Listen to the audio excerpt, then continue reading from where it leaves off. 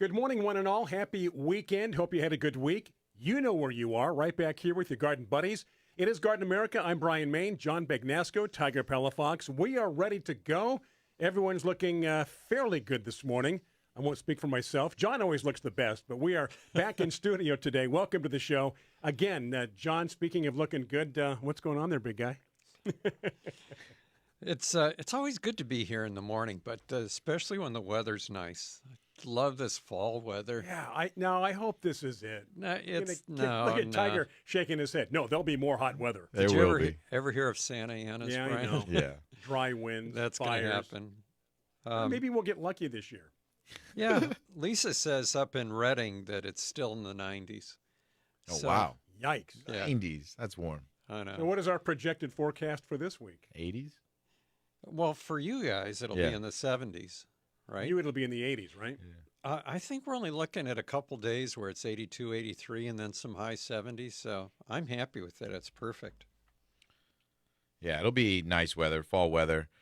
The other thing that we have is a nice marine layer, that hazy morning kind of weather that comes in, and Right. it's kind of stuck around during around the coast a little bit. It was so funny. We take the 805 from my kids' school back to our house, Uh-huh. and the 805 freeway, for those of you who don't know, runs north and south. And when we look to You should know because any freeway that ends in an odd Not number a- goes north and south. not if you live in a state that has those loops. That's true. But so when my son made the observation, we were on the freeway, and when you look to the west, it was cloudy and cool looking, Right. kind of darker. And right there at the 805, when you look to the east, it was sunny and clear. Right, And exactly. we're driving up the freeway, and he's like, "Dad, look at over there. It's sunny and warm. It looks like, and over there, it looks like it's cloudy and stormy." I'm like, "Yeah, that's the marine layer we're talking about. How it kind of goes The in and beach out." area. But it's funny how we can see this line See the line, exactly. where it starts and stops. Now, for those that don't know, your son is how old? 7. That's a 7-year-old observation. Yeah, who's doing? Well, it was more recent than that. It was just a couple days ago, right? Well, yeah, but he was 7. He's 7. Oh, Yeah. I thought you were saying he made it 7 years No, ago. Oh, no, he's, no. He's 7. To give But, perspective to people that are watching I mean, and that's listening. for San Diego. That's actually better than some meteorologists. No, it's like they say, big tough job being a weatherman in San Diego, right? Yeah. What's the weather? Look outside. Open the window. Look outside. There's your weather. It's going to be sunny. Night and morning, low clouds and fog, giving way to afternoon sunshine. If you're in your temperature range can be somewhere between 70 Yeah. and 80, and you'll be no problem. I remember in the retail nursery business, we would always say there's 10 degrees that people in San Diego will shop. Yeah, exactly. We have a tolerance of 10 degrees. Right, and if it's above that, it's too hot, Too and hot. if it's below that, it's too cold. Yep, exactly. Well, there you go. But we are back here, whether it's a hot, cold, a moderate, back in the studio from the broadcasting, by the way, from the iHeart Media and Entertainment World Domination headquarters here in San Diego. You can tell about the change in the weather. Tiger was telling me before the show that he was noticing that his landscape was a little wetter than normal Yeah. because of his irrigation not drying up is the way it did in the summer.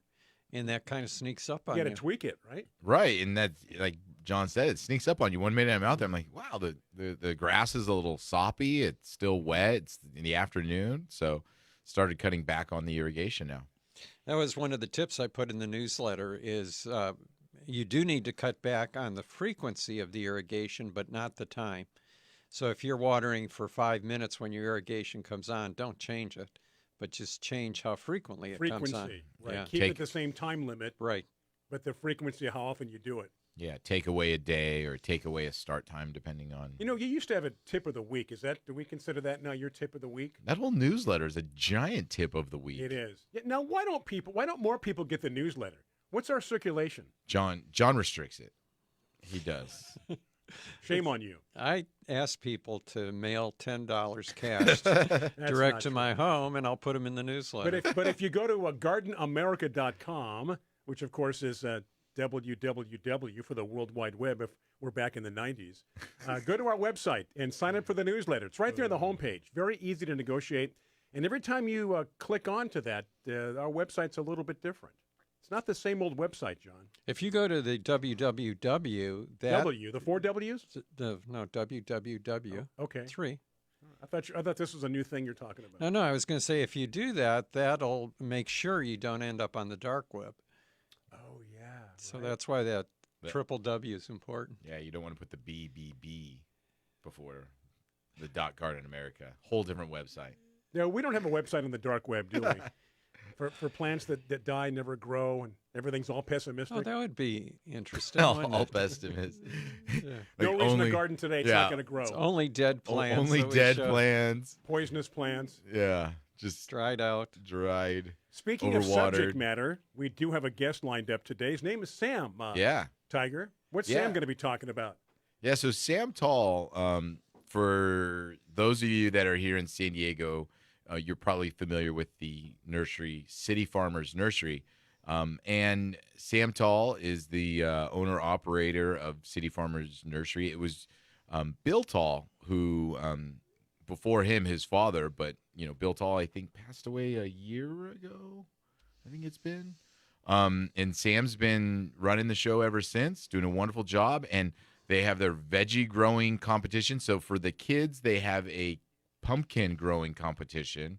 Who can grow the largest pumpkin? Which started way months ago, right? Yeah, oh yeah. Obviously. Yeah, it's and too now late it's the to time. start now.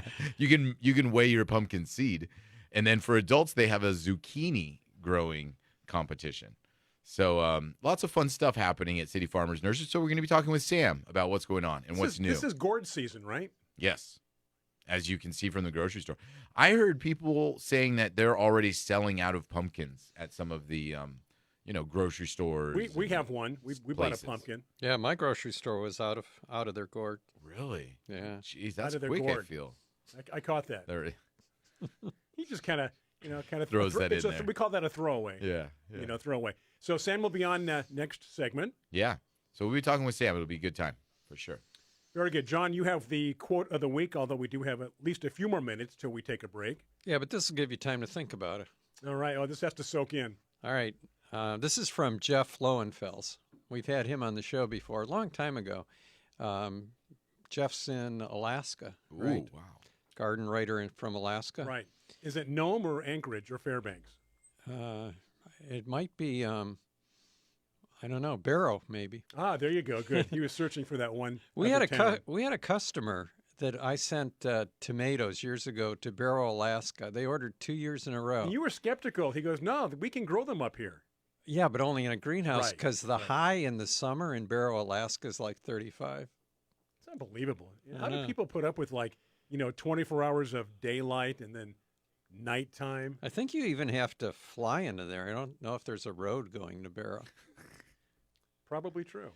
Anyway, Jeff wrote, visualize, and you can do this right now, Brian. Visualize any wooded area that you remember visiting. Okay. It's beautiful, majestic, and no one ever fertilized any of the plants there, not one single time. We've talked about this before, that plants do okay without us. Yeah. And it's true. Nobody's out there in the middle of nowhere. What's that guy doing? He's dumping bags of what? Fertilizer? We're at 10,000 feet up here in Montana. What's he doing? He's all by himself. He was, and the reason I picked How'd he that get quote, out here? Exactly. the reason I picked that quote was because Jeff is a big proponent of the organics of plant growing. And I think that City Farmers Nursery also specializes in organics. So Yeah. thought it Good. was fit. a good tied quote in. for our guest today. And what else is in the newsletter Hey, real quick though, that we on should that talk on about? that subject, Yeah. we did soil testing at a property this week, and all the planters. These are planters. These aren't in the ground. All the planters had almost zero nitrogen, and we fertilize in these planters, and it was shocking to me. Well, they're under irrigation, right? Yeah, they're under irrigation, but Yeah. it's just shocking to me how much that it actually Sucked up washes and away, washed away, away this nitrogen in these planters, because we use organic fertilizers, but it just isn't staying in the soil. So, John and we always talk about how nitrogen is probably the number one thing found in all soil, But I mean, these are planters. It's very different from the ground. But yeah, it just washes it away. And I was shocked to see almost zero nitrogen in these planters. Were you taken aback? I was shocked. Shocked. Hey, Not taken aback. Speaking of shocked, I'm shocked to look at the clock and realize that we have to take our first break of the day. So when we return, it'll be Sam. What's his last name? Tall. Tall. That's right, Sam Tall. Yeah. Very tall gentleman. Talking to Sam Tall after the break, so do stay with us. Those on Biz Talk Radio. This is a pre-recorded show from last week. Those on Facebook Live, of course. You are looking at us live. So we'll take a pause for the cause and be back after these messages right here on Facebook Live and Biz Talk Radio.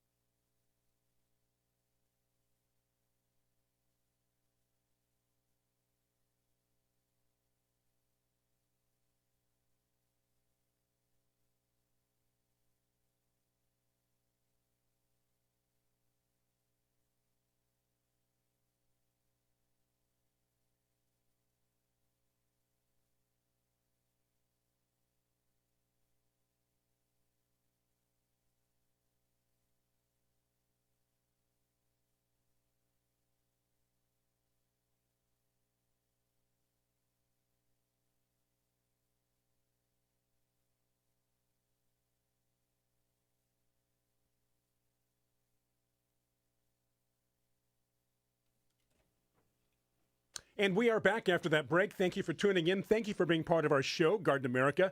Brian Main, John Bagnasco, Tiger Palafox. Again, heading into the weekend, we've got the business out of the way. What are you pointing at? You didn't call Sam. I did call Sam. Did you? Yeah, I heard. He I heard Where's him. that at? I don't know. Anyway, Tiger's going to be in another world today during right. our show, but we do have Sam lined up. And it's a good thing I mentioned that, because if I tossed to Tiger, he would have gone. Exactly. Sam is ready to go, Tiger. Rest assured. All right. Well, this morning, as we mentioned before, we're talking with Sam Tall from City Farmers Nursery. Sam, good morning. Welcome to the program. Good morning. How's everyone doing? We're doing well. Nice to know you're there, Sam. Yeah, it is. I for some reason, I didn't even notice that you had called him during our break, Brian. Way to go. I'm stealth. Yeah, exactly. So Sam joining us from City Farmers Nursery, a local garden center here in San Diego that focuses on more organic and, for lack of better terms, farming with your gardens. You guys focus on the edible trees, edible shrubs, vegetables, fruits, organic fertilizers, all of that wonderful stuff, right, Sam? Yeah. Sometimes I like to categorize it as more of like a urban homesteading. So everything's kind of connected. So having gardens, people need a compost. They're not getting the production they want. So they want to bring in some bees. They might also have some extra garden waste, so they're going to bring in some chickens to eat that. They take that chicken manure and complete the circle by composting it and putting it back in the garden. So that's the fun part about the nursery. We do a little bit of everything. Yeah, and I mean, what a great term. I like that, urban homesteading. And I want to paint the picture of people listening right now and people that aren't familiar with City Farmers or been there. Now, this nursery is located in almost the smack dab middle of San Diego. And, on this nursery, you have your garden center, you have chickens, you have sheep, or no, goats. Goats. You have you have a cow. Goats, You have a cow. donkey. Mm-hmm. You have cats, dogs. I mean, geez, wow! Right in the middle of San Diego. Buffalo too, right? No buffalo. No buffalo or zebras. None of those. I mean, all of that in the middle of San Diego. That's shocking to me. Yeah. So now this was started by your father? Yes, my dad, Bill. A lot of people know him as Farmer Bill. He started about 50 years ago when he was 16. He worked at SeaWorld here in San Diego. It wasn't the right fit for him. One of his teachers told him, hey, you should start a nursery. And that's kind of where it started right after that. He always did things organically, although at that time it was really hard. There wasn't a lot of options.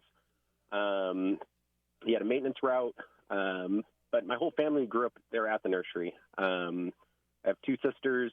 We worked there on the weekends. We lived there until it was time for us to move out. And me and my family just moved back in about 2 weeks ago. So it's nice to have family back there. So it's not more just a nursery, it's also home. Yeah. And I think that's kind of the feel. As people go there, they can see that it's actually being used for other reasons just as retail. I like to think of it as a little bit of a learning center as well. We do a lot of community outreach. It's always, everyone asks, like, what does the nursery do? And I can go in 500 directions. Yeah, what do they not do? And, the staff there also being focused with organics and edibles, like you say, it's kind of a place for people to go for information. And, the staff is so knowledgeable because a lot of times not only are they going to be the ones selling you the plants, loading up the soil, but they're the ones growing some of these plants. You guys actually grow plants to sell right there on the property from seed, right? Yeah. So a lot of our veggies we grow in-house. A lot of our herbs we grow in-house. And the main reason we do that is a lot of nurseries in at least Southern California, San Diego, only have the opportunity to buy from 4, 5, maybe 6 different growers. There's not a lot of diversity there. So by being able to grow in-house, we're able to kind of pick the oddball things that we want to offer. A lot of medicinal herbs, just the kind of one-offs.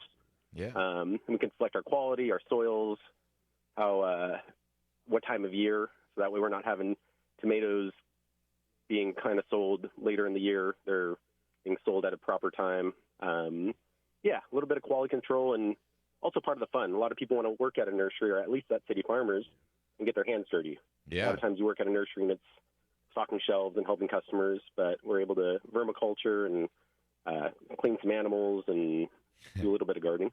We try. And, part of the growing vegetables, I mentioned before that you guys are having your fall festival coming up next weekend, and part of that is the vegetable growing competition. I think it's pumpkins for kids and zucchinis for adults. Is that what it was?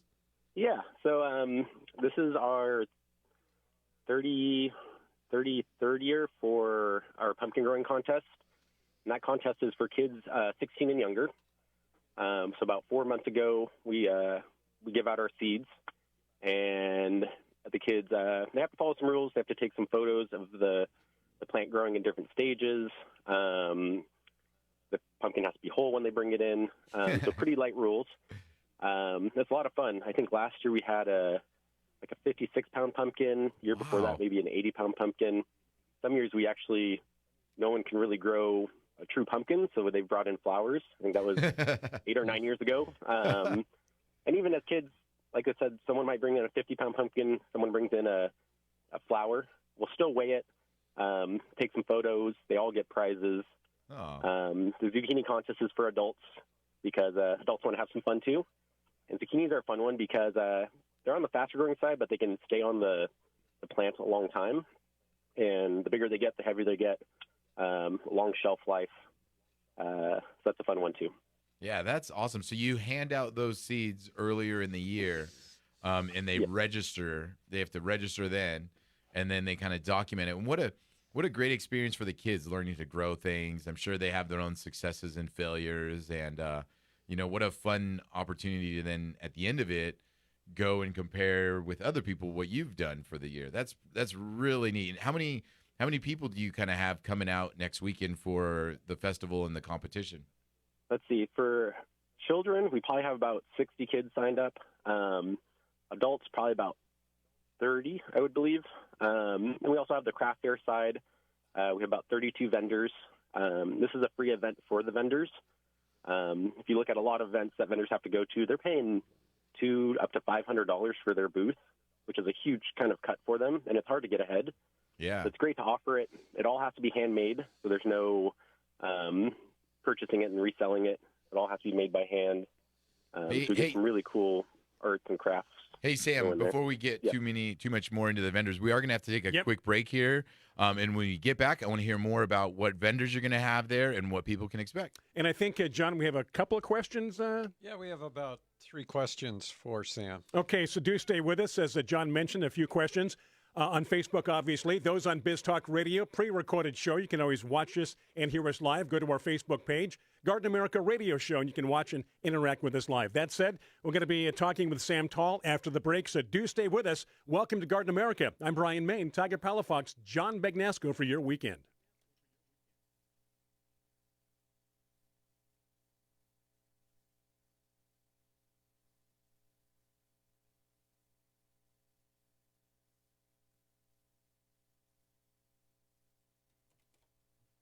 All righty. Thank you for being right there with us. We are back. Brian Main, John Begnasco, Tiger Palafox.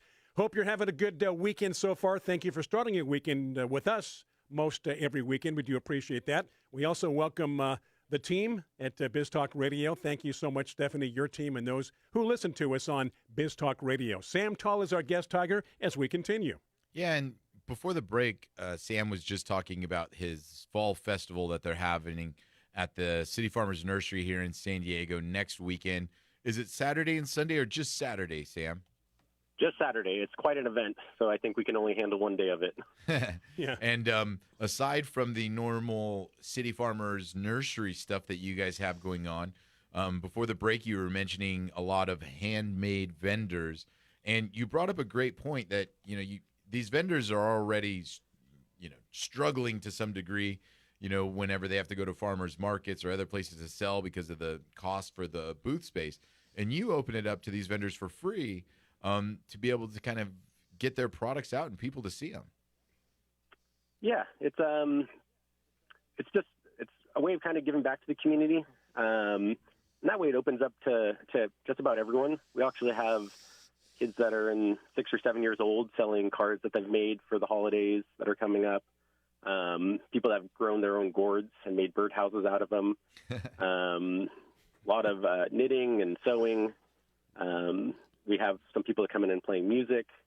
So yeah, just a little bit of everything, which is kind of reflecting of the nursery as well. Yeah, and kind of back to that, when I was talking to you earlier this week, you mentioned that you guys had a goat milk co-op. Is that right?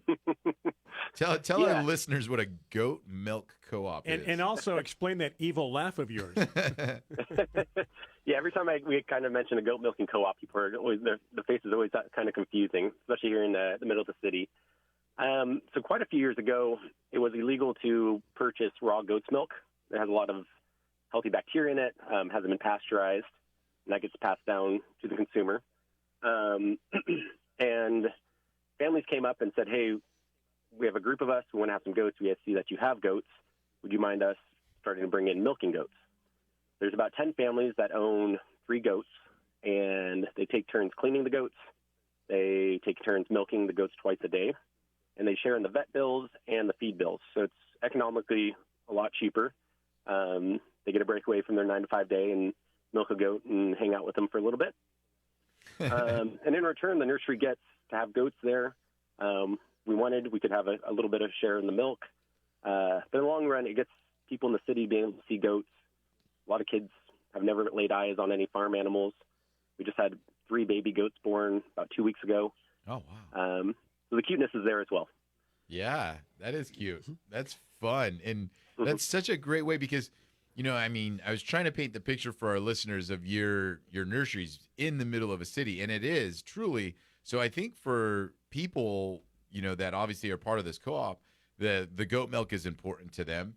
They had no way to get it, and you offered them because, I highly doubt the, neighbors nearby have the property, have the ability to just have goats in their backyard. Right. They need space. They're kind of noisy. They're kind of smelly. I'm sure neighbors aren't going to be super happy, but you guys have the land, you have the facilities already, and they get to have their goats, but it's not on their property. You can have your goat and milk it too. Exactly. John, you got some questions you want to hit here? I do. By the way, my family had nothing but goat's milk for 2 years. Wow. when the kids were growing up. Really? And you would think goat's milk, it kind of makes you wonder, Yeah. what's it? Yeah. But taste no, good? You like it was great. Yeah. All right. Yeah. So what do we have, John? Okay, well, first of all, I want to give a shout out to Carol and Kim in rainy Tucson, who are joined us and are listening. And then Rick in Boise wants to know if you make your own compost. Hey, Rick. Yeah, that was a great question. So we do make our own compost. We don't make it on site because it takes quite a bit of space. But in our compost, it has two different types of wood shavings. That's fir and pine. We get that from local lumber yards. And then we also have rabbit manure and chicken manure out of Ramona, which is about 40 minutes away from San Diego. And that all gets composted out, and all the water that goes into this compost is filtered. We're taking out all the chlorine and fluoride and all the other things. And we put a bacteria into that water, make a tea. That goes in the compost, and that cooks out about 3 times. And then from there, it's a finished product, and we also mix it into our topsoil. Ah, that sounds like something I'd like to put around my roses right now. Yeah, and you guys sell that in bulk there, right? Yeah, so we sell it in bulk or by the bag. One reason, excuse me, sorry, we do make a lot of our own soils because it is hard to find a true topsoil. One reason might be because of shipping. A good topsoil is on the heavier side, so that costs a lot. And also being able to make small batches, pulling from a lot of local resources to make that. But yeah, topsoil compost, we sell bulk as well. Well, this next question kind of goes along with what you're just saying. Comes from Hastam in Pakistan. So he wants, excuse me, I'm getting all choked up today. He wants to know what a good ratio of materials if you want to make a good mix for vegetables or house plants, like what percentage of peat, cocoa fiber, perlite, pumice, whatever it is that you go in to make something good for vegetables. Yeah. One thing is always looking at what is available to you. We might have some different ingredients in Pakistan that we might not have here in San Diego. So it's always very interesting to see what people come up with. Sure. But if you're looking at a raised bed of soil that has about a third silt, a third sand, and a third organic matter, which is going to be compost, something that's been aged to offer all those the nutrients, and this has been broken down a little bit. That'll help with your drainage, some soil retention, and kind of what the plants need to live off of for 3 or 4 months or 3 or 4 weeks until you can fertilize. For potting soil, you'll probably want something a little bit lighter, looking more at the core fibers or peat moss, perlite, things that they're going to maybe shrink over long periods. You're going to stay away from those for raised beds, but potting soil, those are things you're going to be upsizing or going to be kind of a quick rotation on them. And also look at your weather. So if we're going into wintertime, it's okay having a little bit of a sandier soil. Our daylight hours are shrunk a little bit. You might get a little bit of moisture. You want the heavier soil that has a little more sand in it to help percolate that water through. Whereas you get into summertime, you want to add a little bit more organic matter, hold that moisture. So the soil's always going to kind of ebb and flow with the seasons. Yeah, that makes sense. Yeah. Hey, Sam, again, if you need to repeat this, where exactly are you located in San Diego? Yeah, so we're actually located in City Heights. City Heights is actually the most diverse community in the United States, which is kind of a neat little fact. But we're located at 3110 Euclid Avenue, so right off the 805 Home Avenue exit. And you're open for people that want to maybe not get into the plants, but just mess around with the animals? Yeah, definitely. What did you have in mind, Brian? We actually get quite a few people that come to Nursery just to walk around. Yeah. It is great if someone buys something. That's what makes us be able to be there. Sure. But we also have a really cool program. It's called it's our Sunshine Club. We give out free seeds quarterly, and this is kind of a reason to get people out of the house. Sometimes people are having a tough time and just need a reason to go outside. We like to think of the nursery as a happy place for all, so they can come out, pick up their pack of seeds, maybe talk to someone, walk around, brighten up their day a little bit. Yeah, I think nice. I think no matter what, I mean, walking around that property, you feel like you're in a different world. I mean, there's trees, there's animals, there's plants, there's fish. It's just a really neat it's a good hangout place that they've created there.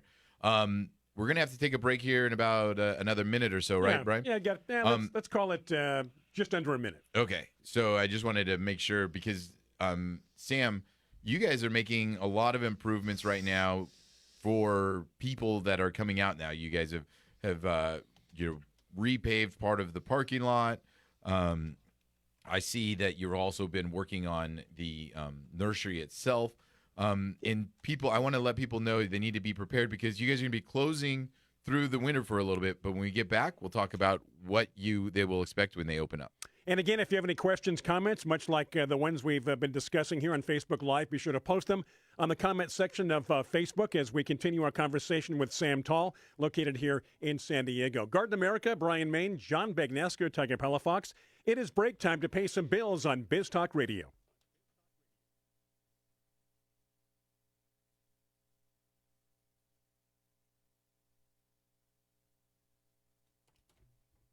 All right, we are back. Those listening on Biz Talk Radio, final segment of hour number 1 with news coming up top of the hour. And again, second hour, 6 minutes after. Hopefully you do catch both of our hours, at least one of them, on Biz Talk Radio. Our guest this morning, Sam Tall, here in San Diego as we continue. Tiger Palafox, John Bagnasco, Brian Main, and tossing it back to Tiger as we continue our conversation. Tiger? Yeah, and as I was mentioning before the break, Sam is working hard on improving the experience there at City Farmers, and part of that is construction and new parking lots, easier pathways, all of that fun stuff. And because, Sam, it's a family-run business, sometimes you have to shut down during some of those improvements. And you kind of do that over the wintertime because there's less kind of happening. And as we kind of get into our winter here in San Diego, you have some wonderful planned improvements. What are some things that people can expect to see when you guys open back up kind of in the beginning of the year? Yeah, so we actually just closed for 2 weeks. This is our second week being open. We actually redid half of our parking lot. And if anyone Yelps us or anything like that, literally only negative reviews on there is our parking lot. And I can 100% agree with people that, yes, it was terrible. There's no fighting people there. But yeah, we just redid half of our parking lot. The other half is dirt, and that's going to be brick and cement. I actually don't think we're going to have to close down. We're just going to have to shut down half of our parking, so have a little bit of patience. That should get us through end of December, and we'll be back open. We also have an aquaponic system being set up. We've had one for many years. It's time to remodel it. We just brought in a bunch of tropical fruit trees. There's always something going on, which is part of the fun of the nursery. One of the things I know you do and your father did before through the wintertime was you would actually take your guys' staff to other nurseries, right? And they would go and tour and, make notes and get ideas and get inspiration. And I always thought that was such an awesome thing because, I mean, the nursery industry is a family to some extent. And, we all talk to each other. We all, bounce ideas off of each other and try to help each other out when we can. So, I always thought that was really neat that you guys would take your staff around to other nurseries in San Diego just to kind of see what else is happening. And then you bring it back and they can have, their own input on your own nursery. Yeah. Yeah. And that's kind of part of the fun of it. I remember being a kid, I would always be so embarrassed. Like we'd show up to the nurseries and they'd be like, "Oh, Bill Tall, like, what are you guys doing here?" Like they had no clue that we're showing up. Yeah. I think a lot of it is you're right. The true nurseries in at least San Diego or most of the United States, they're few and far in between. And it's a great thing that we can send people to each other. It's hard as a small nursery to carry everything people need, but we all have our specialties. I know a lot of times ornamentals, I definitely send them to Mission Hills. And I remember going to Mission Hills and employees walking around, they're like, "Hey, this is kind of like City Farmers." They got the levels and everything. Yeah. There's Walter Anderson Nursery. That's definitely a larger nursery that we go and tour, and it gives our employees to look outside the box. Yeah. And also makes them think. We also talk about look at it as a customer's perspective. So when we come back to the nursery, be a customer and look at the place. kind of broadens them a little bit. Yeah, I mean, what a great way to teach your staff. John, we have some more questions? We do have more questions if we have time. Yeah, sure, go ahead. Okay, let's see. Diana says that she is really interested in the herbs that you might have, and she wants to know if you happen to have Russian comfrey, because you can't grow that from seed. It doesn't produce viable seed, and she just wasn't sure how she should get some. Wondered if you knew about that. Yeah. I don't know if the variety I have is Russian comfrey. Our comfrey actually came out of Alaska. That's close. Yeah, right. It is a medicinal use as well as an herbal. But it will be going dormant here probably in about 2 months. But yeah, we do have some in stock. It's kind of the fun part. We have stuff called gotcha cola, rua, a bunch of just really oddball stuff that you can just walk around and touch and smell. People might use it in other countries. Yeah, a lot of fun stuff. Okay. It sounds like it's possibly that is the Russian comfrey. Yeah. Anyway, Diana, it'd be good to go by and see what they've got. Let's see. Paula wants, that's a little bit maybe off topic, but Paula wants to know if you have any idea on when to trim and fertilize an orange grove. Yeah. It's always interesting is there's always so much information out there, whether it be YouTube or Garden Talk or anything like that. It's always good to listen to information that comes in your local area. So Southern California is very different from the East Coast or Northern California. But coming back to that question, my big belief is a lot of citrus shouldn't be pruned. There's not really a huge need to prune them unless they have like a big bug infestation or if like a branch is going to be taken down a fence or something like that. So not a lot of pruning needed to be done on citrus. And fertilizing, whenever a plant has green leaves on it, you're going to fertilize. With citrus, avocados, they're green year-round. Whatever fertilizer you're going to use, if it's an organic fertilizer, it's probably something monthly, a little more often. If it's more on the synthetic side, it's probably once every 3 to 4 months. If it's an apple tree, those things are going to be changing colors, or leaves are changing colors in the next month. So you kind of slow down on your fertilizing. When they lose their leaves, no need to fertilize. Yeah. Rick wants to know if you use kelp and worm castings in your garden. I will use worm castings. I don't ever use worm castings that we sell. One reason is I have my own vermicompost, and I like to try to use what I have. If I have a broken bag, I definitely throw it in my garden. Worm compost or vermiculture, it's the manure in it. The smaller the animal, the stronger the manure. So someone got ant manure. It's really good stuff. So worms, a small creature, really good stuff to use. A lot of times it has really good healthy bacteria into it. And kelp meal, that's a great one. Has a lot of minerals. I like to use it in our teas. So we'll brew a lot of teas for our smaller plants.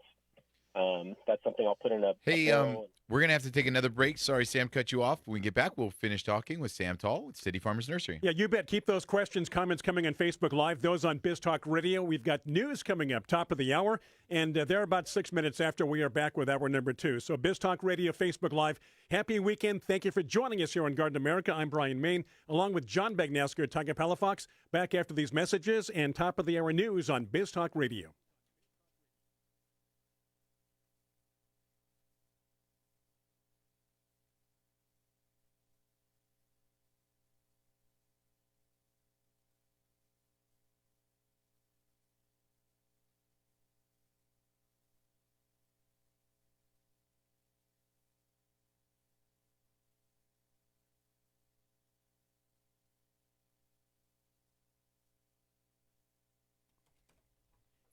Welcome back to the program. Those on Biz Talk Radio. Hour number 2 is underway. Facebook Live.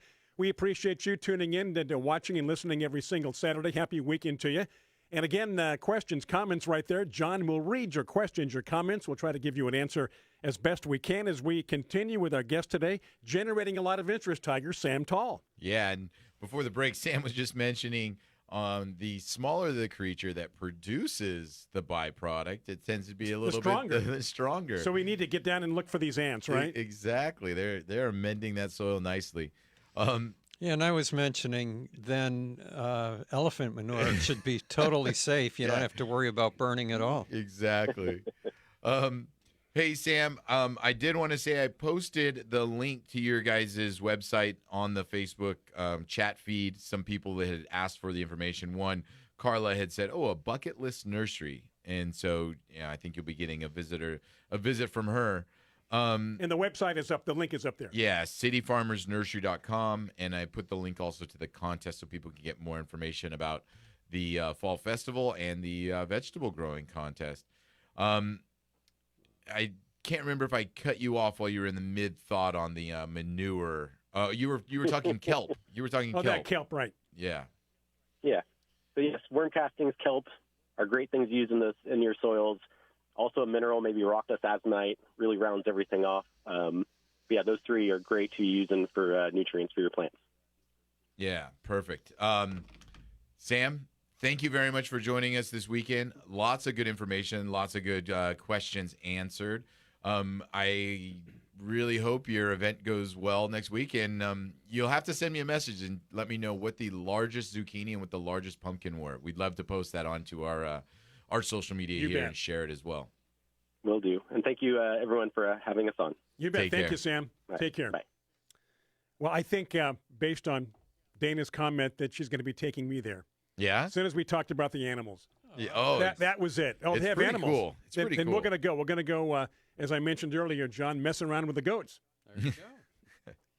Well, It's fun. It's fun to walk around that nursery. Have you never been there before, Brian? I never have, but Really? if your nursery is just a sample of what they're about, then I'm going to love it. 'Cause You're gonna love I it. like to chase your chickens around, as you know. Yeah, practice your maneuvers for when you're boxing. You know, I've never been to the nursery, and I never met Sam, but he sounds every bit as nice as his dad. Oh yeah, definitely, good guy. Yeah, good family. Had been around a long, long time. So he gave the address. Tiger posted the link to the website. Yep. Yeah. So if Yep. you are in San Diego, definitely a worthwhile place to check out. If you're visiting town, definitely a good stop if you love nurseries. Because Do you want to let listeners know when you're going to be there so they can say hi to you too, Brian? Yeah, sure. I'll make sure I post that on our Facebook page well in advance. And we have a few more questions we can answer, John. Well, we weren't able to. Paula had another question that she was interested in growing Asian cilantro. Yeah, I saw that. And I don't know if you have it at your nursery, but Asian cilantro is not really cilantro. It's called that because it has a similar flavor to cilantro, but it's a perennial. It seems like Paula likes to grow all these things that you can't grow from seed. Yeah. So I guess you could give City Farmers Nursery a call. Yeah. See if they have it. Yeah, exactly.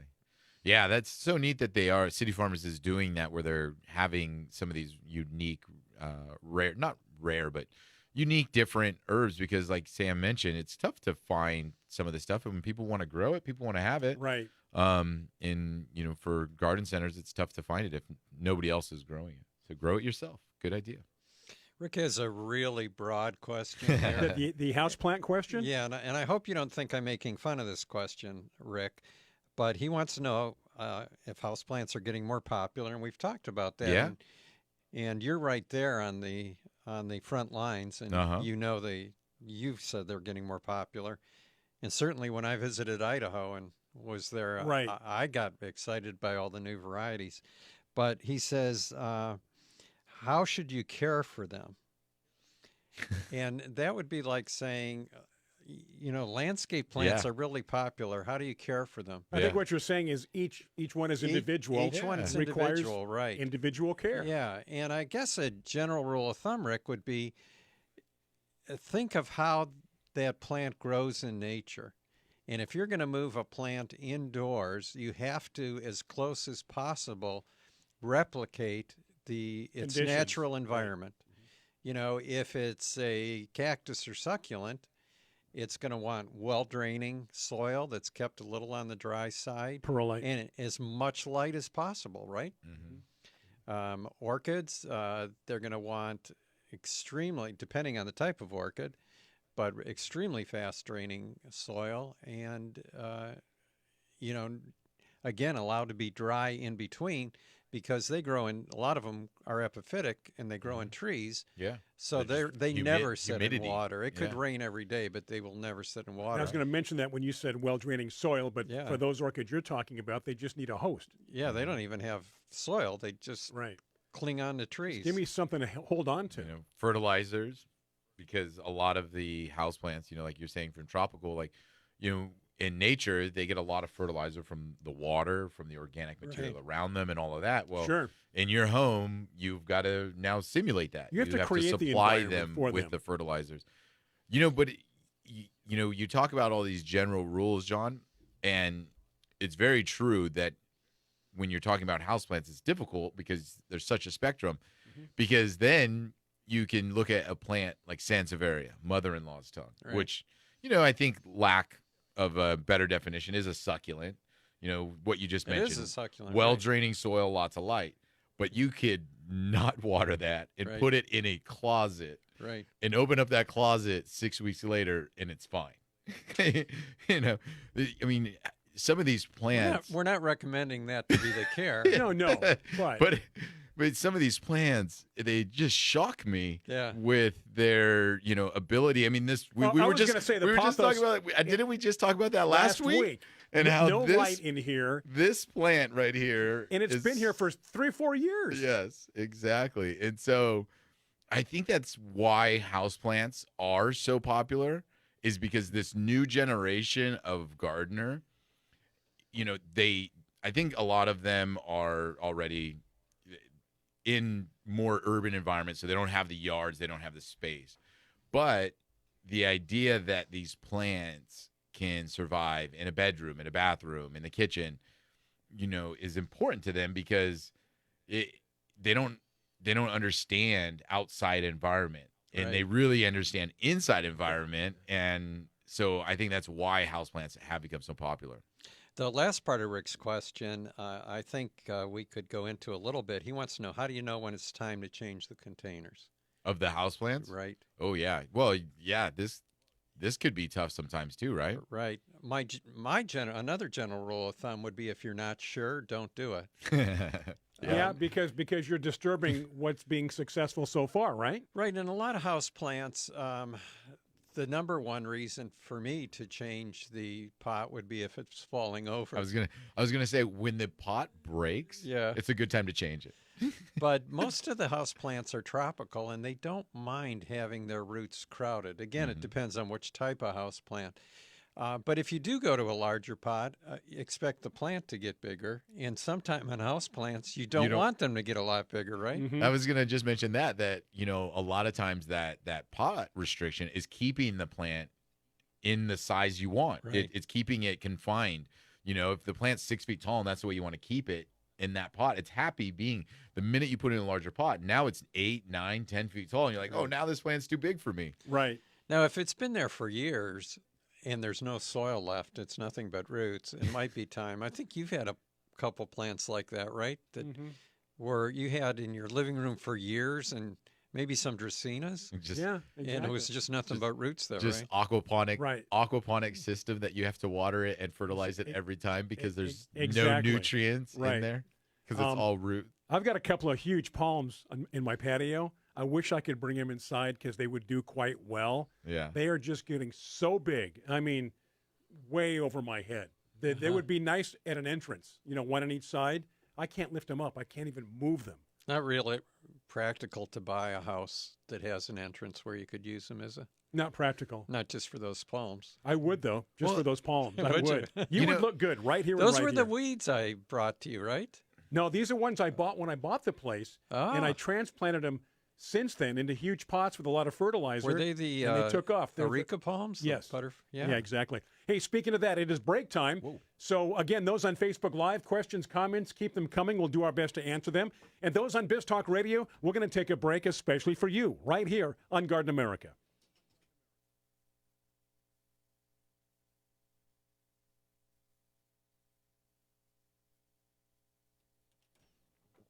We have rejoined the fun. How are you? Welcome. This is Facebook Live. It's also Biz Talk Radio. We are here gathered in this studio from the iHeart Studios here in San Diego. Thank you for tuning in. Been talking about a lot of subjects today. I want to thank Bill Tall, our guest. Sam Tall. I'm sorry, I said Bill, didn't I? Sam Tall. Sorry, Sam. Sam Tall, our guest today. And I do think you'll be getting some visitors at your nursery. Bill Sam, was his thank dad, you. right? What's that? Bill was his dad. That was where my thought was going. Nice guy, nice family. Hey, we got a comment from Jose. Okay. And he says that Bill supplied the trees that they planted in the 90s for, speaking of Bill, Brian, that they planted for a San Diego streets organization called People for Trees. Oh, that's great. He said they were great friends, always a good source of information. And he said that Sam takes all his pine mulch from his trees, from his tree service. And he says if anyone is ever looking specifically for pine mulch, which is ideal for Southern California. Oh, yeah, right? Yeah, but call City Farmers. All right. Look at that. It's always tough finding some of that unique stuff. And, you know, it's nice that they separated out specifically to that. We were talking about houseplants before, and you mentioned palms. And the other thing I was going to mention with houseplants is some of them, specifically palms, are so tough because you can't trim it. You know, you can't trim a palm to match a size. You know, you can't just cut off the top of the frond. Well, the only thing I and do, then, like, have it look nice. when it starts to get a little wide, I will cut the bottom up, right, and keep it thin and have it flare out. Right, and that you can do that, but like if it's too tall, that's it exactly. There's nothing you can do. And ficus, you know, a lot of ficuses are very popular right now, and there are ficuses that you can trim, but when they get too wide or big, sometimes when you cut those leaves, cut those branches off, you lose the whole shape of the plant that you spent so much time growing. Right. Now, John was asking about the other palm. You gave me a couple, 2 or 3 years ago, a queen palm. Right. Which is gave now you 2 of them, right? Which is now, yes, but the one took off a little more than the other. Mm-hmm. I transplanted it. It's 20 feet now. Wow. It's huge. Wow. You can see it because we have a nice tall hedge separating us from the parking lot. You walk down the walkway there, you can see it. I don't know what I'm going to do with that thing. I don't want to leave it when the time comes. I can give you more. Yeah, exactly. That's true.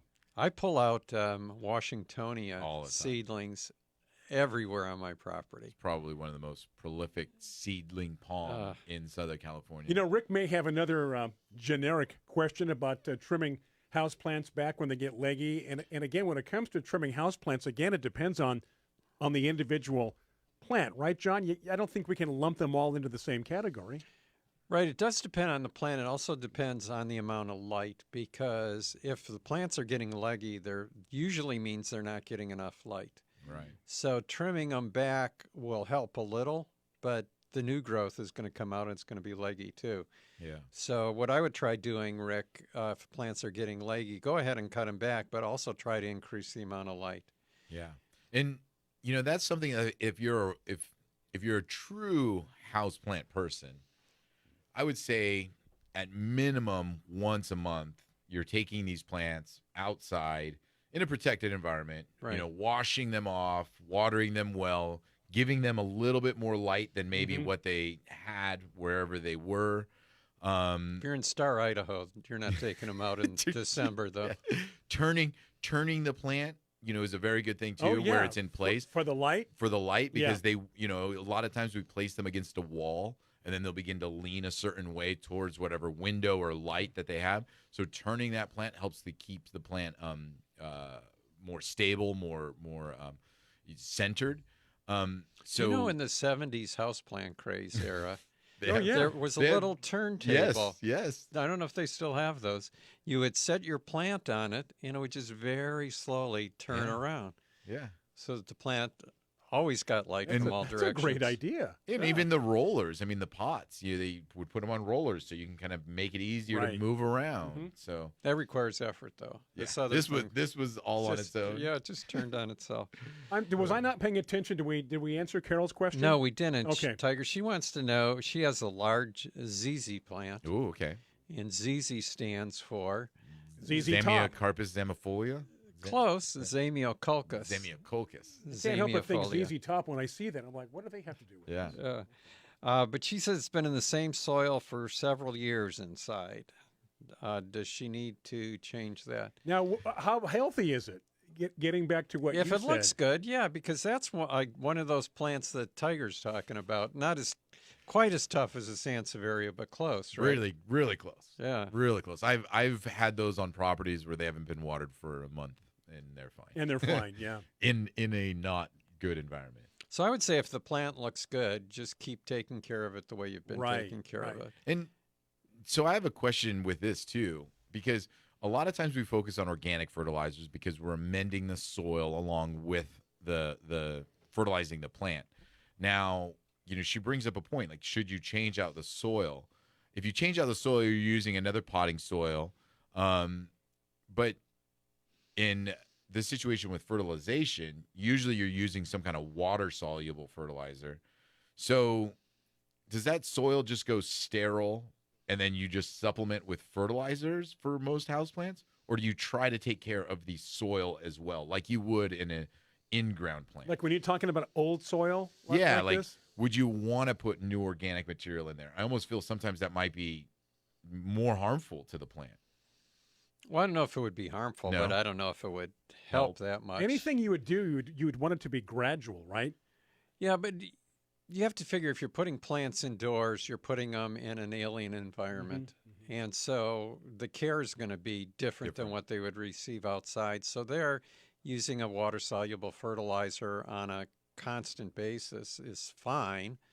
It's, kind of like they're on an IV drip or something. Yep. Yeah. And that'll keep them alive and healthy. Yeah. But you just have to keep doing it. Right. And check out Linda's comment, John. Linda?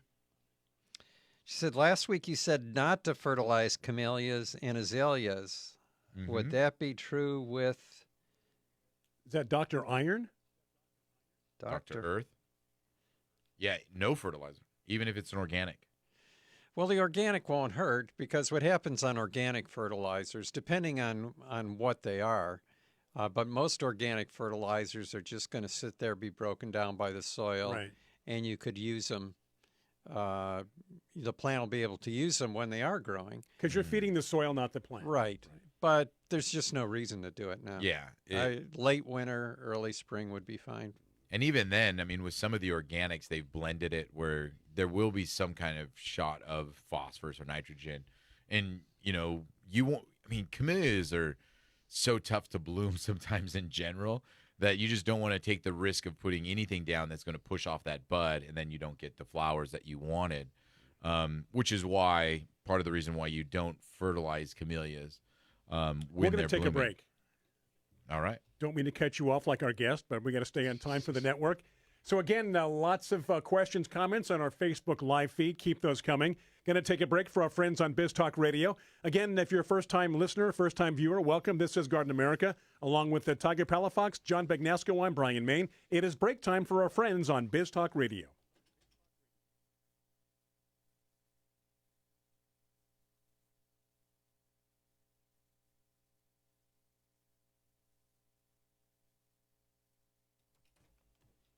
All righty, welcome back to our live Facebook feed, pre-recorded on Biz Talk Radio. As we continue on this weekend, remember you to go to our website, gardenamerica.com, check it out. You can also subscribe to the newsletter while you're there. Great articles, good pictures. John does a great job every week, so be sure to do that. Again, that's gardenamerica.com. One thing I learned, too, is how important the pH for those acid-rich plants truly is. So I have a gardenia in my front yard that was just struggling. And I was fertilizing it with just a general all-purpose fertilizer and just wasn't seeing the results. Which you assume has everything the plant needs. Yeah. And I really didn't think that the pH was that important. But when I finally took the step and I fertilized it with a acid fertilizer and I put some azalea, camellia, like planting mix in the soil on it, changed dramatically. The yellow foliage switched to green, started growing again. What plant was this? A gardenia. A gardenia, yeah. Yeah. And I didn't think that gardenias needed it that much. I know azaleas did and, camellias, require that a bit too. But when I switched it up, it made a big change. So if you have plants, the pH, whether it's an acid liking plant or vice versa, the pH is really important to kind of check. If you're having a plant that you're fertilizing and it's not responding, check the pH next. I always felt gardenias were one of those plants that no matter what you do to it, it's wrong. Yeah. It's just not going to Like work. a maidenhair fern.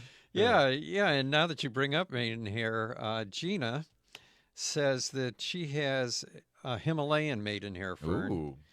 And she says the fern gets mad if she waters it, and it also gets mad if she doesn't water it. I told you.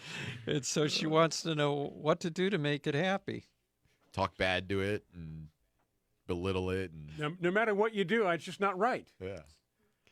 The main thing I can think is increase the amount of light. Mm-hmm. The more light, the better if they're indoors.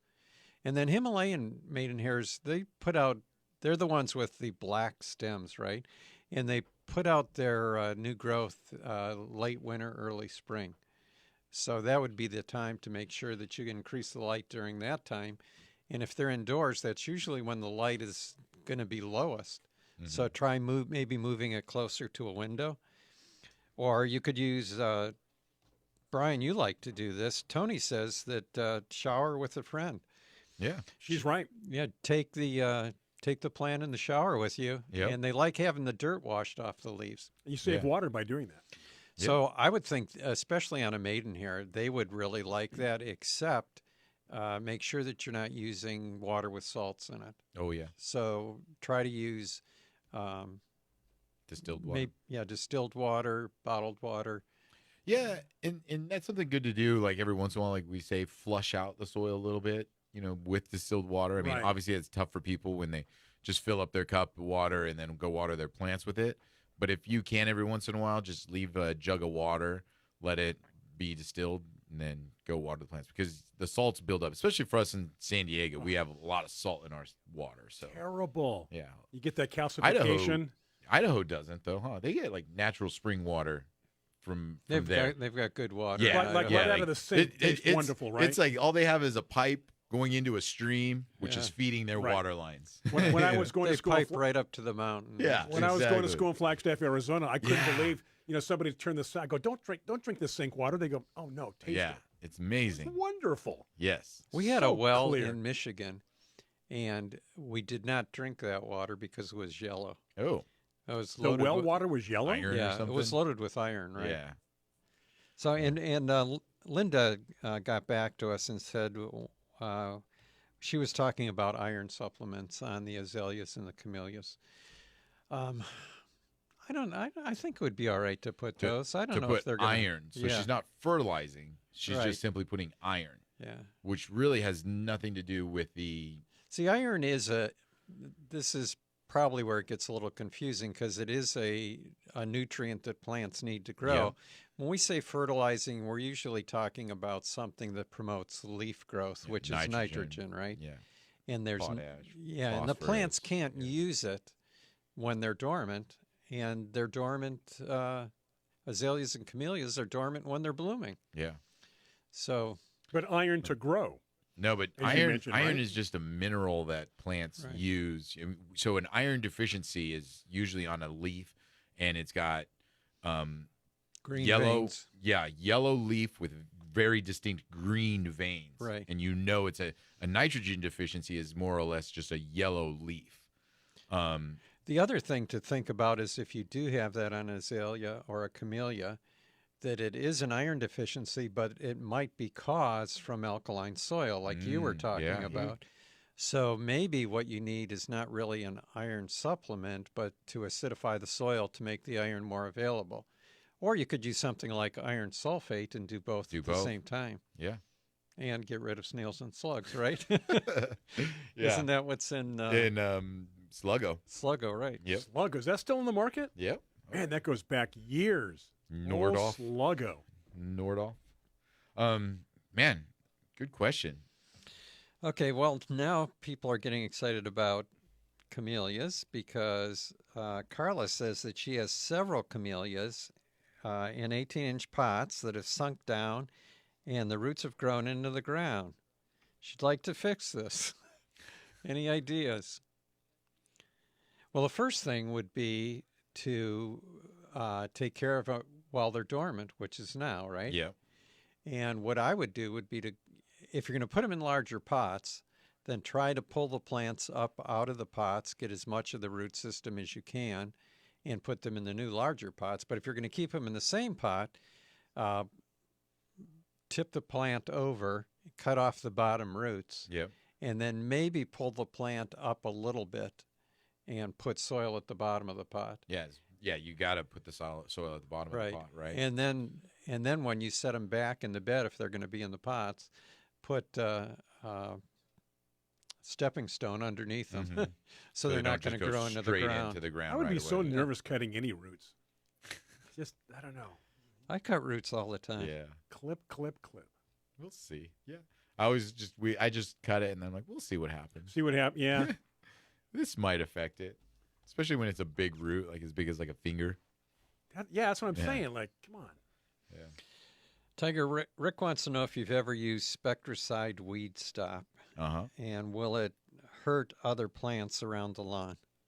I don't know what Spectricide weed stop is. I don't know the active ingredient, but I do believe it will hurt other plants. Yeah. What's its use? What is it? Is it a broadleaf weed It's a killer? What? broadleaf. Yeah. Oh, almost any broadleaf weed killer will hurt any broadleaf plant. Exactly. So that's why it won't hurt.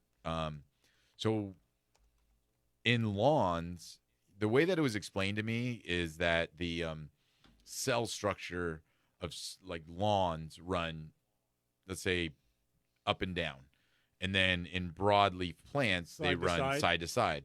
And so this herbicide is supposed to be able to be like, okay, it doesn't kill the vertical line cell structure plants, it only kills the horizontal. So anything that isn't a grass is going to get killed by it, even the plants at the edge of the lawn, because it's designed to kill weeds in lawns that have that different cell structure, like dandelions, like spurge, oxalis, and some of the other weeds. So, yes, if you got it on your perennial plants on the edge of your lawns, it would kill them. It would burn them. They tend to not be as strong as maybe like a Roundup or something. So sometimes you'll just get a burning, not a complete plant death. But nonetheless, it's not gonna look good, and you want to be very careful with drift and using it at the edge of your lawn. You only really want to use it where you have weeds in the lawn. Yeah, I just checked, and it is a broadleaf weed killer. So yeah, it'll kill any plant that you put it on. Yeah. I except grasses. Yeah, exactly. It's not going to hurt the grass. Now, I wondered, what about like ornamental grasses? Do you know? Because I was just thinking about that right now. Yeah, it would hurt ornamental. It would hurt ornamentals also, right? Well, it's wait. only like fescues. There's different types. Yeah. It may not hurt some ornamentals, but I don't think I would do it. Yeah. It would. They usually say on the back, like some weed killers, they say not for use on Bermuda lawns or St. Augustine. Because and a lot of times it'll just completely yellow out the lawn. Right. We're going to take our last break of the day. All right. One more segment coming up. So those on Facebook Live, when we come back, about 7 minutes or so to get your questions, your comments in. Show's gone by fast, so do stay with us as we take this break from our friends and for our friends on Biz Talk Radio.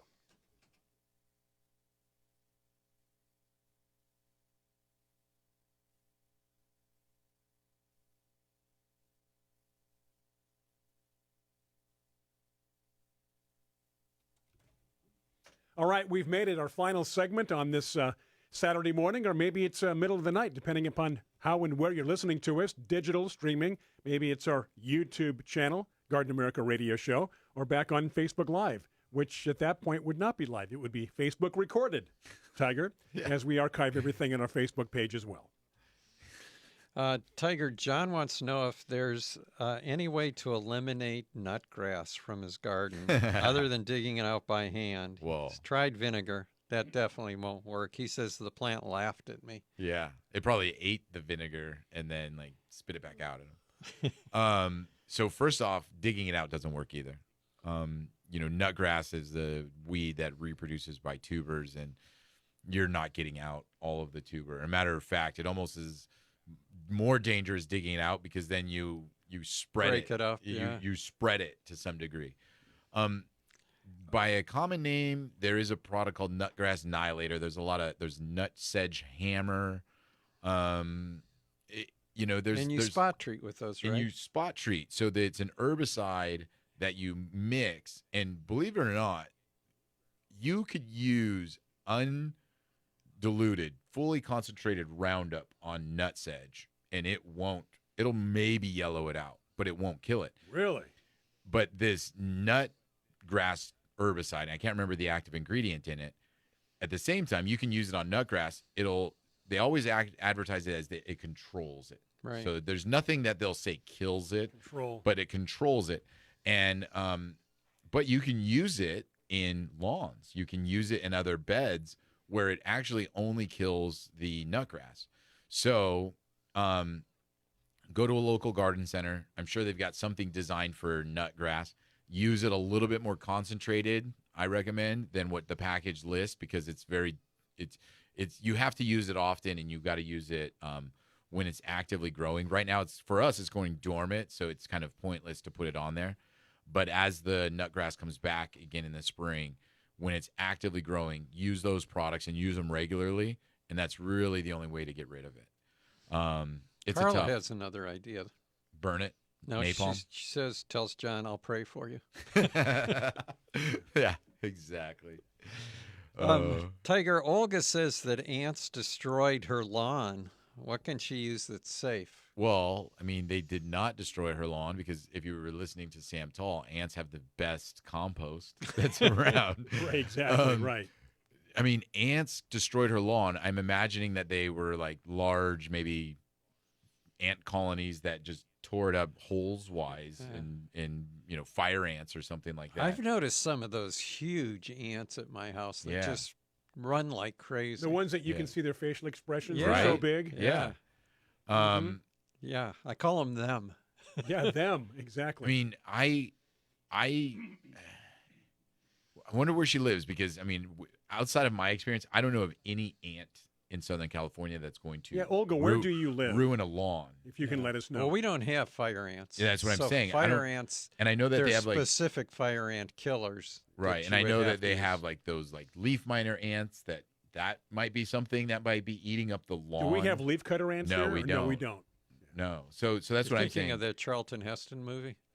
Soylent Green? No, the one where the ants march across the tropical rainforest and they Oh, yeah. like kill everything in sight. Right. Yeah. Olga, by the way, lives in Wisconsin. Okay, so, I mean, They've got those big black ants up there. Yeah. And those carpenter ants. But Olga, it'd be interesting if you can send us a picture of the lawn on our Facebook page. I'll take a look at it. Right. Because I want to know what the damage looks like of your lawn. Yeah, because sometimes damage will tell you exactly what it is. Right. It may not and be. whether it's ants, because, I mean, a lot of times ants are actually good for the soil, because You're they're thinking that it might be skunks or raccoons, raccoon, or something digging up there. Skunks especially, because they'll dig for grubs within the lawn. Exactly. Yeah. So it'd be interesting to see the damage that's being caused by these. It's just like when people say that something's chewing on my plants. Well, send us a picture so we can see, is it from the outside? Is it from the inside? Because, it could be a rat, could be anything. Yeah. So pictures do help. Yeah, and there are some insecticides that you can sprinkle over your lawn. Oh, a ton. That are made, they're not organic, but they're derived from organic molecules. I think deltamethrin is one. And you can get those at your local garden center, and you can it's a general control that would also take care of grubs. Right. So do both ants and grubs and just spread it over your lawn. So, yeah, just check with your local garden center. Couple of minutes, guys, and we'll get you out of here in plenty of time, Tiger. Yeah, going to Isaac's soccer game. Soccer, right up the road, right? Yep, exactly. Big game today. Who are they playing? Albion. Ooh, they're tough. Yeah, They're right? tough. So we'll see. That's been on their calendar for a long time. Circle the date. Exactly. Watching it, preparing for it, training for it. Had them chasing chickens. Exactly. Chasing chickens. running upstairs. There was something like that in Rocky. Was it in Rocky where when they he did chases that? the chicken. Yeah. Okay. Yeah, that was part of how he gets that quick step. What was the coach's name? Oh, the Burgess Mickey. Meredith? Mickey. Was it Mickey? Burgess Meredith, right? Yeah. Mickey. Come on, Rocky. Come on. Come on, Rocky. Yeah. She's out of town now. Olga, all she has is crabgrass. Oh, goodness. So kind of hard to tell, maybe. Yeah. Well, the nice thing about crabgrass is it all dies during the winter. Anyway. Yeah, so you don't have to worry about that. But make sure in the spring that you put down a pre-emergent, Yeah. like Halts, or there's a bunch of different pre-emergents Mm-hmm. that will you can put on your lawn that'll stop the crabgrass from coming back, because crabgrass comes up from seed every year. Yep. I think that's about going to do it, gentlemen. Good show. Hey, thank you. Thank Those you on all. Facebook Live, thank you for the great interaction. Paula said it was a great show. Yeah, thank you, Paula. Thank you, Paula. We'll just leave with that. So again, those on Biz Talk Radio who want to watch us and to hear us live, go to our Facebook page, Garden America Radio Show. Every Saturday, we kick things off right around 8 o'clock on the West Coast, 11 o'clock Eastern Time Zone. And, of course, you've got your Central, your Mountain Time Zones in between. For the entire crew, I'm Brian Main. That would include Tiger Palafox, John Begnasco, and, of course, all you great people listening on Biz Talk Radio, watching and listening on Facebook Live. Enjoy the rest of your weekend. Have a safe weekend. We'll do it again next week right here on Garden America. Take care.